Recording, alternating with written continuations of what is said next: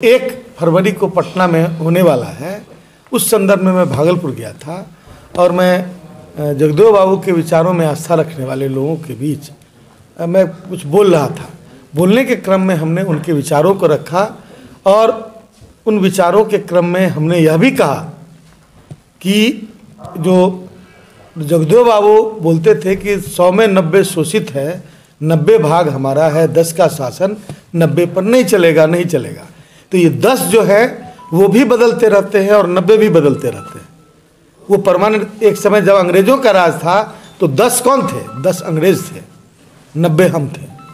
अंग्रेज जब चले गए देश को छोड़ के तो जो अपने पिट्ठुओं को रख गए वो 10 थे जो गरीबों पर अत्याचार करते थे और 90 हम लोग थे। यह लड़ाई बहुत स्वाभाविक लड़ाई समाजवादी देश में होती है। तो इस क्रम में हमने ये कहा, लेकिन स्थानीय बिहार के 2 मीडिया में हमें, एक प्रिंट मीडिया और एक विजुअल मीडिया में जो आया, तोड़ मरोड़ कर बातों को पेश किया गया, अपना इंटरप्रिटेशन किया गया हमारी बातों को लेकर। और हमने कहा था कि मंदिर में घंटी जिनको बजाना चाहिए था, मेरा वक्तव्य जोगी जी पर था जो उत्तर प्रदेश के मुख्यमंत्री हैं, कि वो एक महंत थे, मंदिर में घंटी बजाते थे, वो सत्ता के शीर्ष पर बैठे हुए हैं और बाकी लोगों को कह रहे हैं कि आप लोग आके मंदिर में घंटी बजाइए। इस संदर्भ को तोड़ मरोड़ कर और जाति आधार को लेकर पेश किया गया। ब्राह्मणवादी व्यवस्था के खिलाफ देश के बड़े बड़े समाजवादी नेता रहे, जिसमें मधुलिमय थे, जिसमें डॉक्टर लोहिया थे।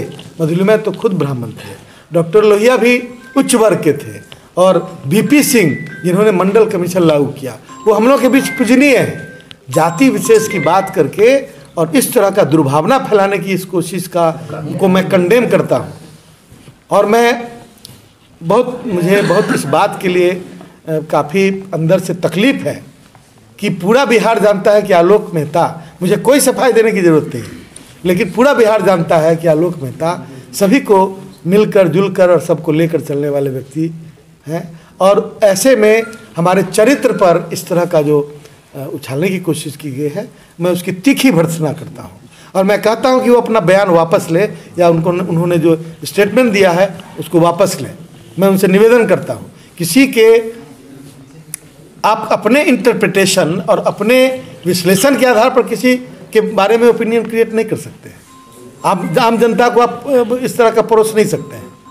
ये मेरा डीप कंसर्न है, इसलिए मैं उन लोगों से निवेदन करता हूँ कि इसे वापस लें। तो उन्हें भी बोलने की आज़ादी है तो पार्टी को अनुशासनात्मक कार्रवाई करने की भी आज़ादी है ना। तो पार्टी तो अपना काम कर रही है ना। डॉक्टर चंद्रशेखर पे क्यों नहीं होता है?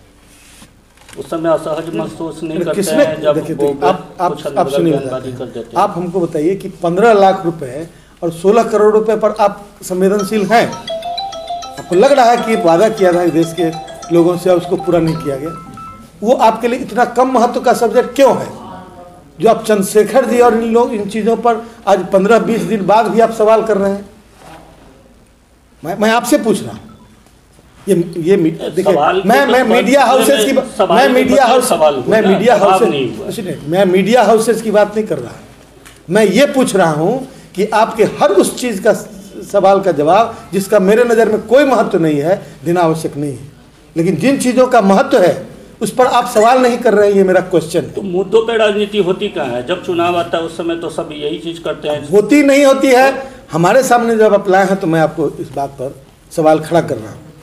और मैं और बताना चाह रहा हूँ, अभी मैं कल भागलपुर में था और जगदेव बाबू के विचारों पर मैं अपनी अभिव्यक्ति कर रहा था और मैंने बताया कि जगदेव बाबू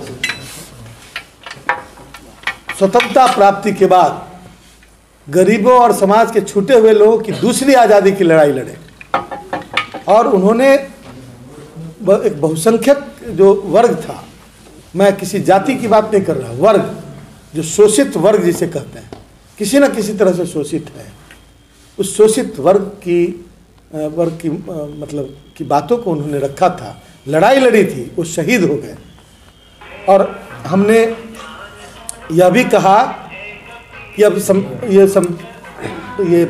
मैंने यह भी कहा कि सांप्रदायिक बातों को परोसकर प्लेट में सजाकर और लोगों को भ्रमित करने की कोशिश प्रजातंत्र की कुठाराघात है। यह संविधान जो है सेकुलर संविधान है, इसमें धर्म का कहीं कोई स्थान नहीं है, लेकिन तमाम वैसे कार्य किए जा रहे हैं जो असंवैधानिक और संविधान परक नहीं हो। आज देश में पोलराइजेशन करने की कोशिश हो रही है।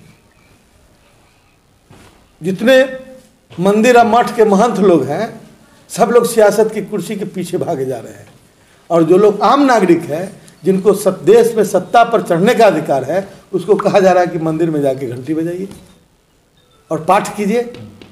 यह जो प्रयास किया जा रहा है ना, यह बिल्कुल ही संविधान सम्मत और प्रजातंत्र सम्मत प्रयास नहीं है। हम उसका विरोध करते हैं। और हमने कहा कि उत्तर प्रदेश के मुख्यमंत्री मंदिर में घंटी ही तो बजाते थे, महंत थे, सत्ता में बैठे हुए हैं, और जिसको सत्ता पर बैठना चाहिए था उनको कह रहे हैं कि पाठ कीजिए जाके।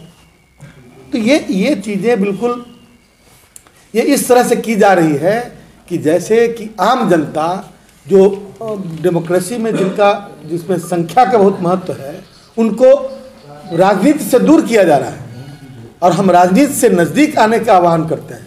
जगदेव बाबू ने कहा था राजनीति करो, देश के राज्य के सभी वर्ग जाति के प्रति हमारा पूरा सम्मान है, और ये हमें बताने और सफाई देने की जरूरत नहीं है। ये कोई भी आदमी आम आदमी से जाके पूछ सकता है कि आलोक मेहता का लोगों के प्रति क्या व्यवहार है। लेकिन यह बात सही है कि कहीं ना कहीं इस प्रजातंत्र के अंदर जो कमियां हैं, जो वर्तमान केंद्र की सरकार जो है वो जो समाप्त करना चाहती है प्रजातंत्र को, जो तोड़ मरोड़ कर उसे पेश करने की कोशिश हो रही है, गरीबों का, समाज के छूटे हुए लोगों का आरक्षण समाप्त करने का जो प्रयास हो रहा है, ये तमाम चीज़ें बाबा साहब में दिए गए प्रावधानों के विरुद्ध है। इसलिए जो जगदेव बाबू ने कहा, जो हमारे माननीय लालू प्रसाद जी ने कहा, उन तमाम चीज़ों को हम सामने रखकर उस लड़ाई को लड़ते रहे।